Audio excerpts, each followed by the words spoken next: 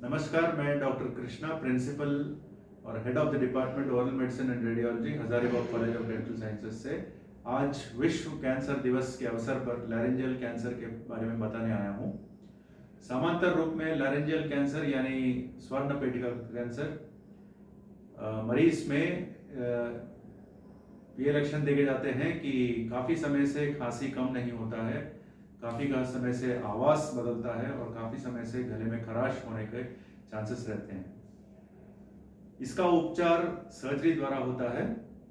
कृपया तंबाकू उत्पादों से दूर रहे क्योंकि इनका सेवन से लैरेंजियल कैंसर के आने का चांसेस बढ़ जाते हैं। धन्यवाद। नमस्कार, मैं doctor Sudhanshu Saxena, registrar professor and head department of public health dentistry, Hazaribagh college of dental sciences and hospital.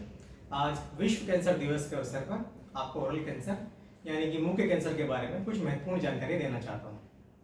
Oral cancer यानी कि मुंह का कैंसर, जैसे कि नाम से विदित है, मुंह के विभिन्न हिस्सों जैसे कि होंठ, जीभ, तालू, मसूड़े, गालों की अंतर्निहित सतह पर होने वाला एक कैंसर रोग। शरीर के विभिन्न हिस्सों में होने वाले कैंसर रोग के मरीजों की संख्या के हिसाब से ओरल कैंसर का स्थान विश्व में छठा है, परंतु भारत में तीसरे नंबर पर है। भारत में प्रतिवर्ष 70 से 80 हजार ओरल कैंसर के नए मरीज मिलते हैं और इस दौरान लगभग 50,000 लोगों की मृत्यु ओरल कैंसर की वजह से हो जाती है।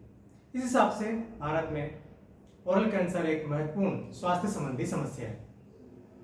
पुरुषों में महिलाओं की तुलना में ओरल कैंसर अधिक देखने को मिलता है और आयु के हिसाब से 40 वर्ष या इससे अधिक आयु वर्ग के लोगों में ओरल कैंसर ज़्यादा पाया जाता है। अगर हम ओरल कैंसर के कारणों के बारे में बात करें कि ये किस वजह से होता है, तो तंबाकू का किसी भी रूप में सेवन ओरल कैंसर का एक महत्वपूर्ण कारण है।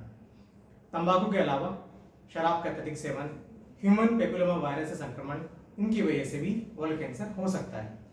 इसके अलावा अगर आपके मुंह के किसी हिस्से में लगातार चोट बन रही है, चोट लग रही है, घाव हो गया है, जैसे कि अगर आप डेंचर पहनते हैं, डेंचर की वजह से अगर आपके मसूड़ में लगातार चोट लग रही है, या आपके दांत किसी वजह से शार्प हो गए हैं, तीखे हो गए हैं, उनकी वजह से गाल कट रहे हैं, तो उसकी वजह से भी ओरल कैंसर हो सकता है।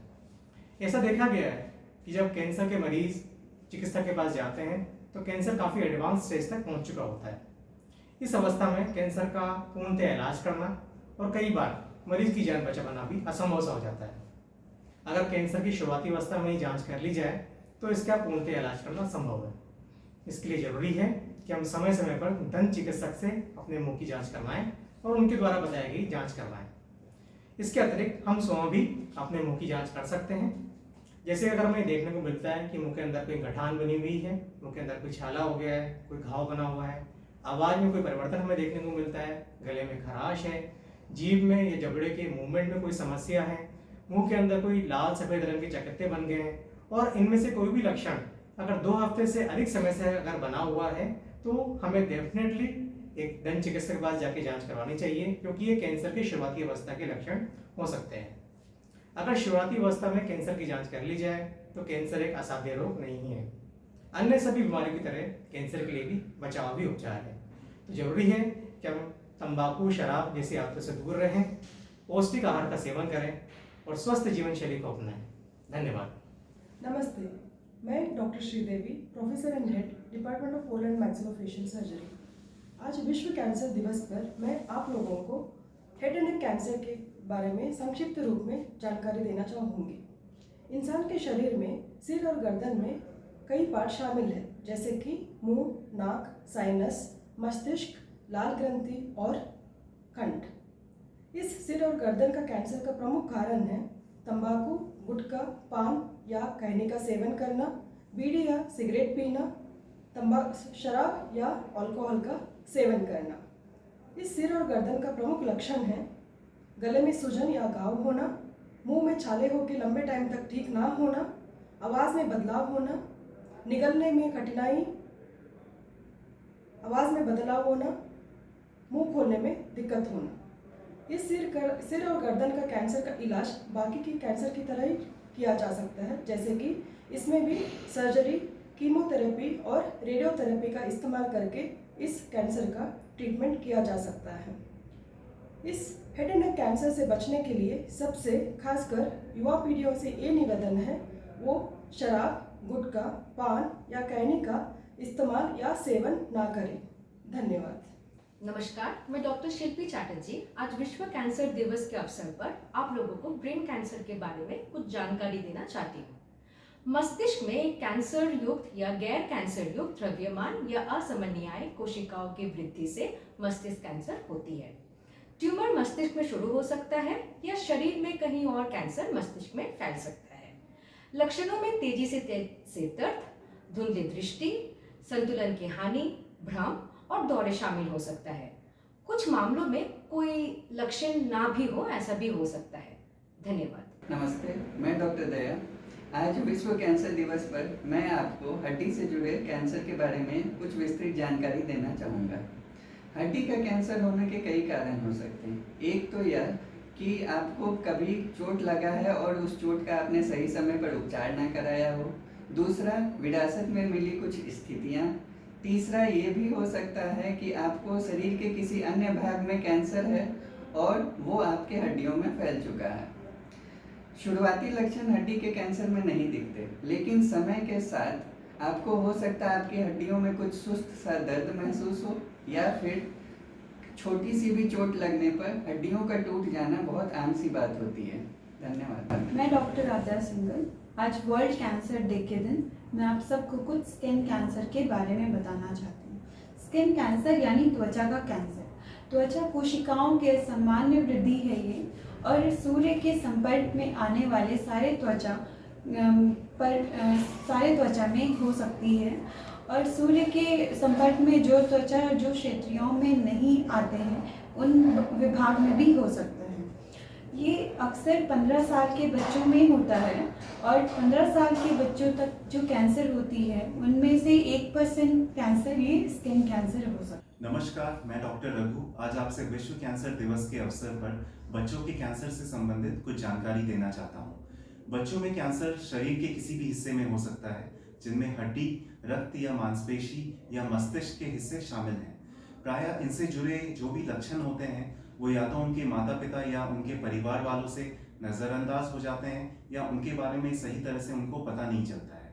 इसलिए ज़रूरी है कि बच्चों में इस तरह का कोई भी असामान्य लक्षण दिखने पर उनके परिवार वाले या उनके माता पिता चिकित्सक से जाकर चेकअप कराएं। इसी तरह सही समय पे उनका इलाज या फिर उनका निवारण किया जा सकता है। धन्यवाद। नमस्कार, मैं डॉक्टर सौवीर मोहन पांडे विश्व कैंसर दिवस पर ल्यूकेमिया के बारे में आपको जानकारी दूंगा। ल्यूकेमिया एक रक्त ऊतकों का एक कैंसर होता है जो कि हमारे शरीर में संक्रमण से लड़ने में बाधा डालता है। ल्यूकेमिया विभिन्न प्रकार का होता है, जैसे acute lymphoblastic leukaemia, acute myeloid leukaemia और पुरानी लिम्फोब्लास्टिक ल्यूकेमिया। ये अस्थि मज्जा और रक्त ऊतकों का एक कैंसर होता है। नमस्कार, मैं डॉक्टर निखिल। आज मैं वर्ल्ड कैंसर डे के अवसर पे गैस्ट्रिक कैंसर के बारे में आपको कुछ जानकारी देना चाहूँगा। इसके जोखिम कारणों में इन्वॉल्व होते हैं आपका धूम्रपान करना और अधिक मात्रा में नमकीन या तो फिर प्रोसेस्ड खाना खाना। इसकी शुरुआत के लक्षण तो नहीं पाए जाते हैं, लेकिन बाद में इसके लक्षणों में शामिल होते हैं नोजिया, फिर थोड़े खाने खाने पर ही पेट का फूला हुआ महसूस करना, थोड़े खाना खाने पे पेट का भरा हुआ महसूस करना एवं अपच। नमस्कार, मैं डॉक्टर अरुंधति आज विश्व कैंसर दिवस के अवसर पर आपको माइलोमा संबंधित कुछ जानकारी देना चाहूँगी। माइलोमा हड्डी का एक प्रकार का कैंसर होता है। हमारे शरीर के हड्डियों में जो रक्त कोशिकाएं पाई जाती है उसमें से जो श्वेत रक्त कोशिकाएं होती है उन्हें प्लाज्मा सेल्स कहा जाता है। इन्हीं प्लाज्मा सेल्स के कैंसर को माइलोमा कहा जाता है। माइलोमा हमारे शरीर के हड्डी, गुर्दे, प्रतिरक्षा प्रणाली इत्यादि सभी को नुकसान पहुंचाते हैं। इस कैंसर में इसके लक्षण ज़्यादातर हड्डी में दर्द, हमारे गुर्दे को क्षति और काफ़ी संक्रमण पाए जाते हैं। इसलिए आप सभी से निवेदन है कि आप जल्द से जल्द, आपको अगर कुछ भी लक्षण इनमें से पाए जाते हैं तो आप जल्द से जल्द इस चीज़ को अनदेखा ना करके शीघ्र ही इसका इलाज करवाएं। धन्यवाद। नमस्कार, मैं अंबिका सुदर्शन, इंटर्न बैच से आज विश्व कैंसर दिवस के दिन आप लोगों के समक्ष ब्रेस्ट कैंसर यानी स्तन कैंसर के बारे में कुछ जानकारी देना चाहती हूँ। ब्रेस्ट कैंसर यानी स्तन कैंसर एक कैंसर जो स्तन के कोशिकाओं में बनता है। स्तन कैंसर महिलाओं में और शायद ही कभी पुरुषों में हो सकता है। स्तन कैंसर के लक्षणों में स्तन में गांठ बनना, निपल से खून निर्वाण और निपल या स्तन के आकार या बनावट में बदलाव शामिल है। धन्यवाद। नमस्कार, मैं श्राव्य घोष इंटर्न बैच से हूँ और मैं विश्व कैंसर डे के दिन आप लोगों के साथ सर्वाइकल कैंसर के ऊपर कुछ बातें शेयर करने आया हूँ। सर्वाइकल कैंसर या ग्रीवा कैंसर गर्भाशय ग्रीवा का एक घातक ट्यूमर है जो गर्भाशय के सबसे निचले हिस्से में हो सकता है। इसके लक्षणों में मासिक धर्म के बीच में या संभोग के बाद रक्तस्राव बहना शामिल है। दुर्गंध युक्त सफेद शराब का बहना, पेट के निचले हिस्से में दर्द या पीठ के निचले हिस्से में दर्द होना भी स्वाभाविक है। इस कैंसर के कई मामलों में किसी लक्षणों का ना आना भी स्वाभाविक है। इस घातक ट्यूमर को पीएपी स्मीयर स्क्रीनिंग के द्वारा या एचपीवी वैक्सीन के द्वारा रोका जा सकता है। धन्यवाद। नमस्कार, मैं दीक्षिती मंडल फ्रॉम इंटर्न बैच। आज विश्व कैंसर दिवस के अवसर पर आप लोगों के सम्मुख में यूट्राइन कैंसर यानी कि गर्भाशय के कैंसर के बारे में कुछ जानकारी देना चाहती हूँ। यूट्राइन कैंसर यानी गर्भाशय कैंसर एक प्रकार का कैंसर है जो गर्भाशय में शुरू होता है। अधिकांश गर्भाशय कैंसर गर्भाशय के कोशिकाओं के परत में शुरू होता है जो गर्भाशय के अस्तर का निर्माण कराते हैं। जोखिम कारकों में अधिक वजन होना और कम उम्र में मासिक धर्म शुरू होना शामिल है। नमस्कार, मैं मारिया जी से इंटर्न बैच से आज वर्ल्ड कैंसर के दिन गॉल ब्लैडर कैंसर यानी पित्ताशय कैंसर के बारे में आप लोगों के समक्ष कुछ जानकारी देना चाहती हूँ। कैंसर जो गॉल ब्लैडर के थैली में विकसित होता है, ये जो लीवर के नीचे एक छोटा सा अंग है। गॉल ब्लैडर के थैली के आकार और स्तर के कारण कैंसर का पता नहीं चल पाता है। हो सकता है इसके कोई लक्षण ना हो। यदि लक्षण होते हैं तो पेट दर्द, सूजन और बुखार शामिल हो सकता है। धन्यवाद।